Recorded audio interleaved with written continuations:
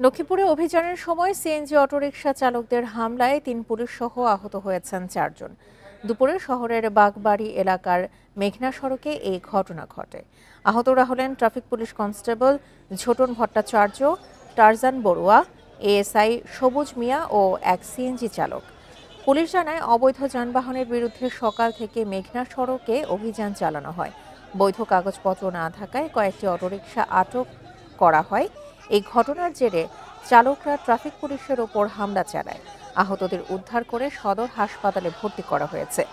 এদিকে উত্তেজিত সিএনজি চালকরা লক্ষ্মীপুর রামগঞ্জ সড়কে অবস্থান নিয়ে বিক্ষোভ করে। এতে ১ ঘন্টা যান চলাচল বন্ধ হয়ে যানজটের সৃষ্টি হয়।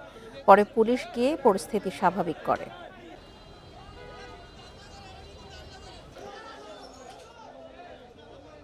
আমরা কাগজপত্রবিহীন গাড়ির বিরুদ্ধে অভিযান করছিলাম। তো অভিযান পরিচালনাকালীন সময়ে হঠাৎ করে বেশ কিছু শ্রমিক আমাদের ৩ জন সদস্যের উপর অতর্কিত হামলা চালায়। তো আমরা শুনে ওখানে গিয়ে তাদেরকে উদ্ধার করে হাসপাতালে ভর্তি করেছি।